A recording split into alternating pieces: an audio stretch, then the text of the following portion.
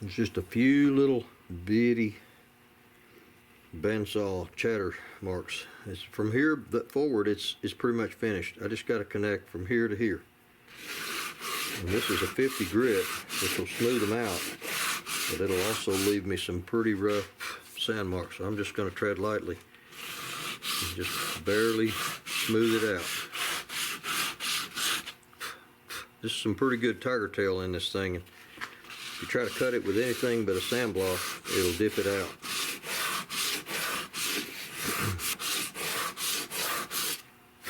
Some people refer to this characteristic in wood as tiger tail. Some people refer to it as fiddleback. It's the same thing.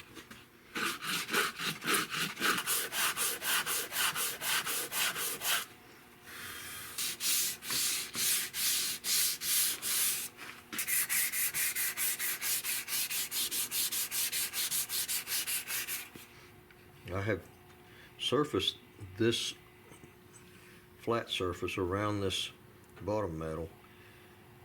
So there's about 1/8 of an inch of flat that I'm leaving all the way around this thing.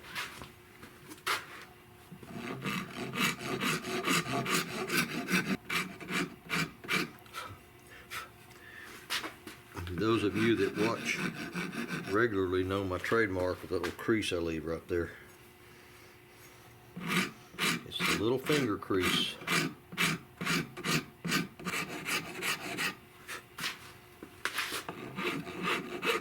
That crease doesn't make its way up into this round surface. The front of this grip cap is round. It starts forming right down from that. It starts in there and goes down. I'm sorry, up. I got the gun upside down.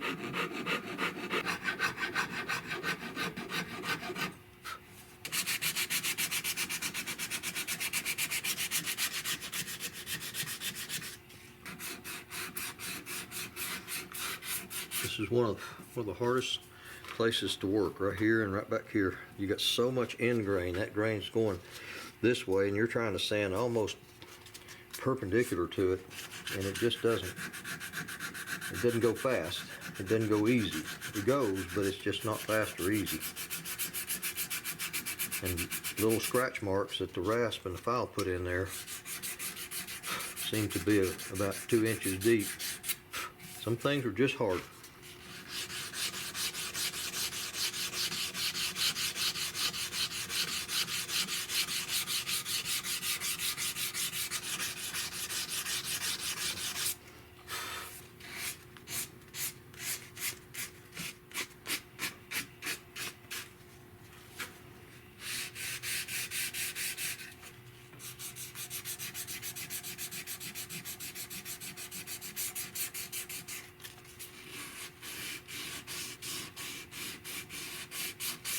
This is 320 paper, and it's pretty worn out, so it's like 400. But on the end grain, you gotta be extra careful to get all the little marks out. End grain holds sand marks and file marks so bad. So I go a little finer on the end grain. I believe that'll do it. I don't see a scratch. I don't see a sand mark. Nothing but just clean wood. Alright, I got this. Well, there's a little bit of scratching right there I got to get out. I've got the curved stuff, but I didn't get the in-between stuff. The stuff that's in between this and this is what's in here. And I've got to connect, because this is not quite, it's kind of flat right there and a heavy round right there. It's just not quite blended in. And this will change when I bring this front back. This has to blend into here. This is quite round right now, and it's got to go from round to very, very little round, very, very flat on the sides. So there'll be more filing going on.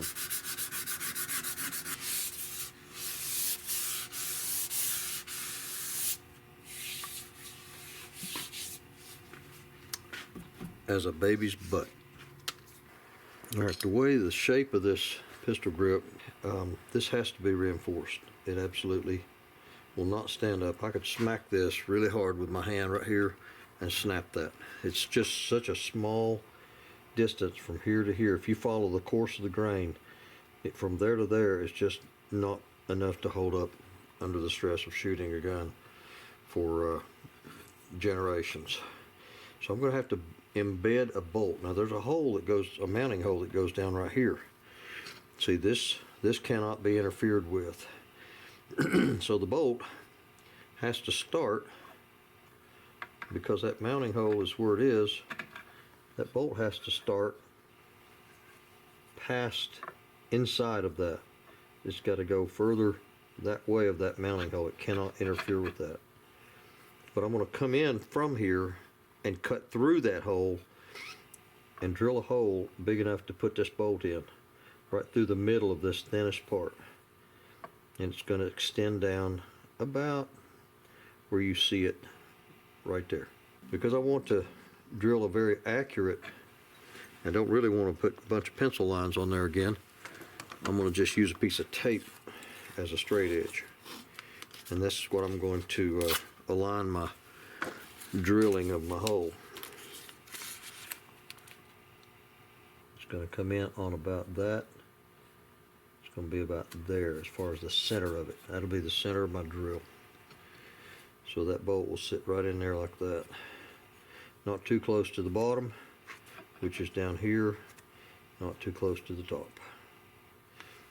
Now this is a 5/16 bolt, and I put lines with a grinder. I put little rings in it to hold the epoxy. If it was threaded all the way up, that would work, but this works just as well. And I'm going to degrease this with acetone before I put it in the epoxy. In the meantime, I'm going to drill this hole.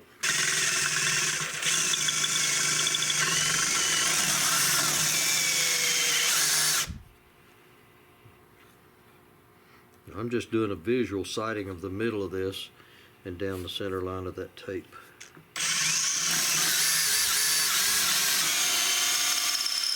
Okay, that's as far as I can go with this length on my drill bit.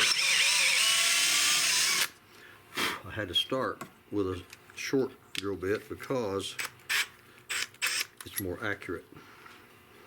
All right, that bolt's going to go in about that far. To keep from drilling out the back end of this stock, I'm going to mark this drill bit right where this epoxy bedding starts. When this mark touches that, that's when I stop drilling. Should be about right there.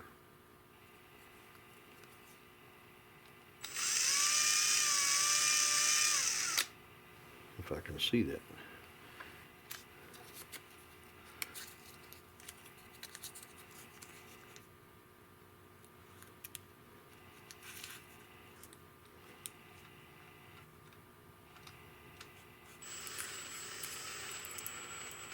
Okay, I can see that piece of tape. And when that tape touches right there, I'm deep enough.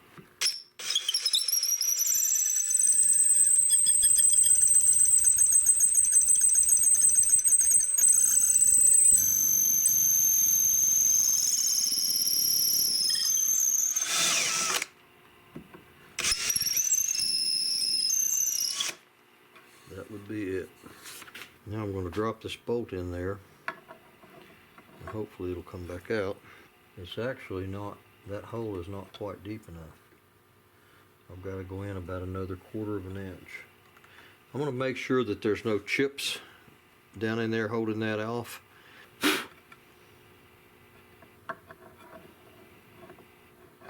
Okay, that goes in far enough. Yeah, it's about 1/8 of an inch past. First I'm going to drip a bunch of this stuff down in that hole.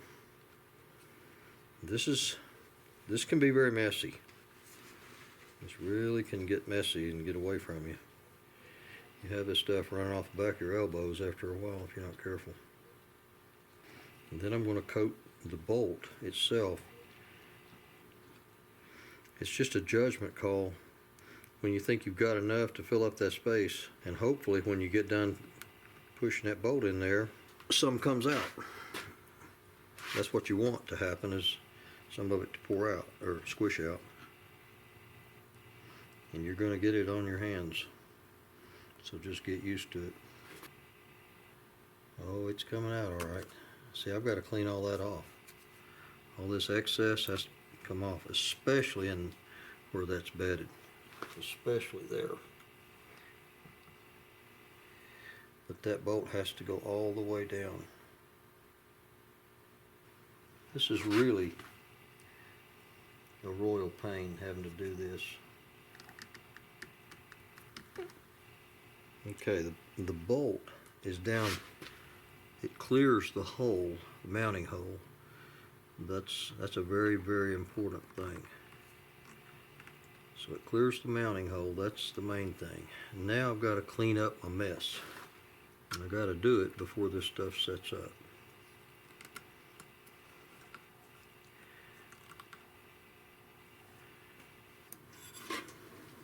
This is lacquer thinner.